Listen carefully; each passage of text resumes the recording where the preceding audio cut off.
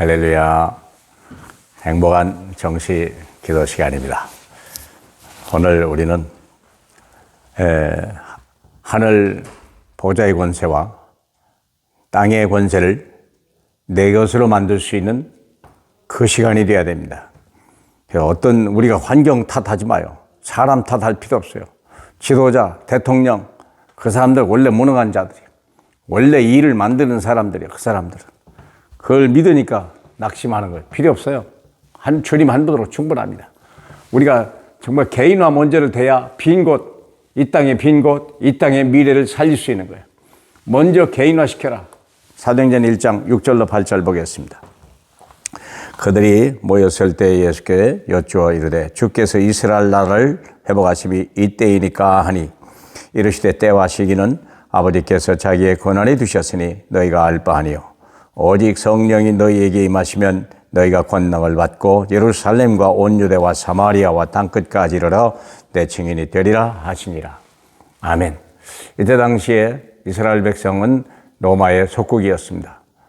로마가 강했기 때문이다. 그들이 너무 악하기 때문이다. 우리가 약하기 때문이다. 우리가 준비를 잘못했다. 별소리를 다 하셨겠죠. 무슨 준비입니까?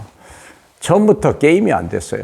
어떻게 로마와 이스라엘이 비교가 됩니까? 그런데요, 그걸 뛰어넘을 수 있는 방법이 있다면 하나밖에 없어요. 우리 주님이 이스라엘 나라를 회복하심이 이때입니까? 예수가 하시는 줄 알았더니 아니래잖아요. 때와 시기는 아버지께 있다. 못하는 게 아니라 지금 때가 아니다. 뭘 해야 됩니까? 딱 해답을 준 거죠. 오직 성령이 너희에게 임하시면 이겁니다. 하나님의 신에 감동되고 신에 잡히고 신이 우리와 함께 계시면 되는 거예요. 그러면 어떤 환경, 어떤 나라, 어떤 사건이라도요 문제가 되지 않아요. 중국이 아무리 이상한 짓 많이 하고요 별짓을 다 해도 하나님의 영이 우리와 함께 계시다면, 북한이 핵무기를 가졌어도 그것이 무용지물이 될 수 있는 방법은 오직 성령이, 일본이 아무리 우리를 견제할지라도 그것을 무력화할 수 있는 방법은요 오직 성령이, 그거밖에 없어요. 그래서 이걸 개인화해야 돼요. 개인이 모여서 하나의 교회를 이루고 교회가 모여서 한 시대에 큰 파워를 일으킬 수 있는 능력, 그게 됩니다. 영적 존재가 뭐냐? 첫째, 영적 존재. 하나님과 천사와 사탄과 인간이 영적 존재. 영적 존재란 말은 영원한 존재가, 완전한 존재, 그렇게 되겠죠. 그런데 보세요. 하나님이 영적이요, 사탄은 천사에서 빠져나온 악한 영들이죠. 그리고 인간이 영적 존재입니다. 하나님이 우리를 만드실 때 하나님의 형상을 따라 만들었다 하는 말은 우리를 영적 존재로 만들었다 그 말입니다. 영적 존재. 그래서 우린 영적 존재인데 어떤 사람은 사탄에 속하고 어떤 사람은 하나님에 속한, 이것이 우리의 모든 걸 결정하는 거예요. 인간의 싸움이 아니에요. 영적 싸움이에요. 영적 싸움. 누구냐? 네가 마귀 자녀입니까? 하나님의 자녀입니까? 여기서 결정되는 거예요. 그러므로 우리가 예수 믿고 구원받았다면 영적 상태가 이제부터 중요한 거예요. 영적 상태. 어디 가도 괜찮아요. 영적 상태가 하면 어디 가도 괜찮아요. 창세기 39장 1절.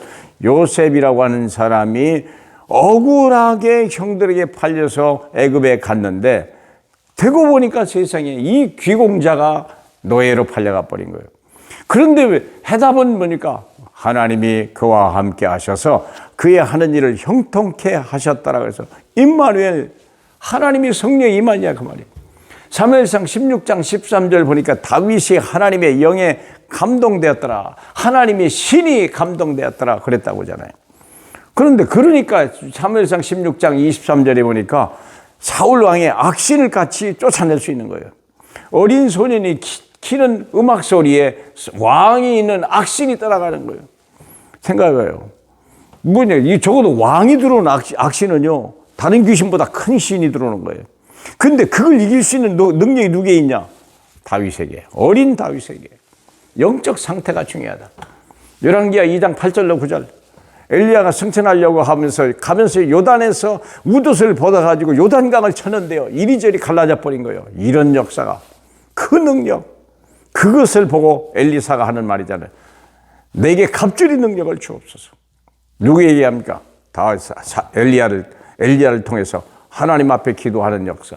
저와 여러분이 이렇게 응답을 받아야 영적 상태가 늘 성령 충만해야 돼. 두려워하지 말고 성령 충만해라. 문제를 문제로 보지 말고 성령 충만해라. 그렇죠? 그래서 한 시대에 쓰임 받아라. 세 번째는 뭐냐? 능력이 있으면 어디 가도 산다. 어디 가도 사는 정도 안에 살릴 수 있는 사람이 되는 거예요. 야곱이 애굽 전체를 살려. 야곱이라는 사람은 사기꾼을 만났잖아요.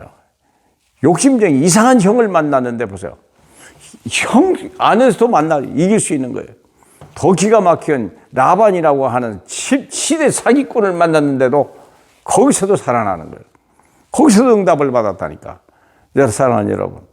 그렇기 때문에 영적 능력이 내게 있느냐, 상대편이 어디 있냐, 어떤 사람이냐 중요한 게 아니에요. 내게 하나님의 능력이 있냐. 요셉이라는 사람은 노예로 팔려갔는데 애굽 전체를 살렸죠.